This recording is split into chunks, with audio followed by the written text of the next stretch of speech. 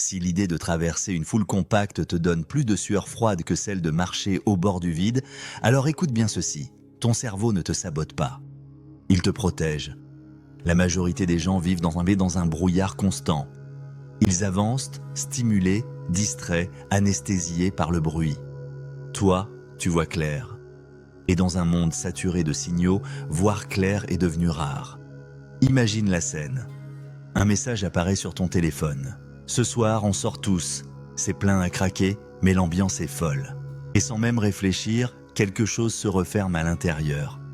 Pas parce que tu détestes la vie, mais parce que ton esprit vient d'évaluer la charge mentale, émotionnelle et sensorielle et a décidé que le prix à payer était trop élevé. Tu n'es pas fragile, tu n'es pas difficile, et tu n'es certainement pas déconnecté du monde. Ton cerveau fonctionne simplement à un autre niveau de lecture. Ton esprit capte trop parce qu'il capte mieux. La plupart des cerveaux humains filtrent la réalité. Ils éliminent le superflu, les bruits de fond, les tensions invisibles, les incohérences subtiles. Le tien ne filtre pas. Il enregistre. Chaque mouvement, chaque silence étrange, chaque changement d'énergie dans une pièce. Là où d'autres perçoivent une ambiance générale, toi tu reçois un flux continu de détails. Comme si tout le monde vivait dans une version simplifiée du réel, pendant que tu évolues dans une version brute non compressée. Les chercheurs appellent cela une sensibilité élevée au traitement de l'information. En clair, ton système nerveux traite plus de données que la moyenne. Et le plus important, ce n'est pas seulement que tu remarques tout, c'est que ton cerveau conserve tout. Une phrase anodine entendue il y a un mois. Un regard étrange lors d'une discussion banale. Un malaise diffus que personne n'a nommé. Ton esprit archive, relie, compare. Pas par anxiété, par design. Pendant des milliers d'années, ce type de cerveau a permis de survivre. Pendant que d'autres se détendaient, certains sentaient le danger avant qu'il n'apparaisse. Ils voyaient ce que les autres ignoraient. Ce n'est pas un défaut moderne. C'est une ancienne intelligence dans un monde qui ne sait plus l'accueillir. Tu ne fuis pas les gens, tu fuis le faux, tu n'as rien contre les relations humaines. Tu as quelque chose contre la superficialité. Dans les groupes, beaucoup jouent un rôle. Ils parlent sans dire, ils sourient sans ressentir, ils échangent dans des phrases comme on échange des cartes de visite. Et toi, tu perçois immédiatement le décalage. Pas parce que tu juges, mais parce que ton cerveau lit entre les lignes. Le ton de la voix, la posture du corps, les émotions non exprimées, tu captes la conversation réelle, celle qui se déroule sous les mots, et ça fatigue. Les psychologues parlent ici d'une sensibilité émotionnelle élevée. Ton radar relationnel est tellement précis que tu ressens ce que les autres tentent de cacher, parfois même à eux-mêmes. C'est pour ça que le bavardage te vide. Pas parce que tu ne sais pas parler, mais parce que ton esprit réclame du vrai. Une discussion sincère, un silence partagé, une connexion sans masque. Tu préféreras toujours une conversation profonde à l'aube avec une seule personne, plutôt que 10 soirées où chacun joue à paraître. Ce n'est pas de l'isolement, c'est une exigence intérieure. Ton cerveau n'est pas accro à la stimulation. Voici un point que peu de gens comprennent. Chez beaucoup, la nouveauté sociale déclenche une décharge de dopamine.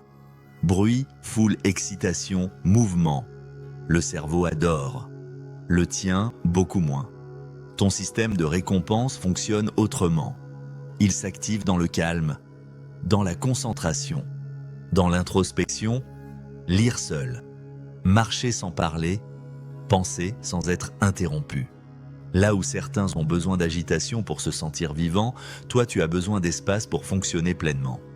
Les neurosciences montrent que certains cerveaux, plus tournés vers l'intérieur, développent davantage les zones liées à l'analyse, à l'anticipation et à la réflexion profonde.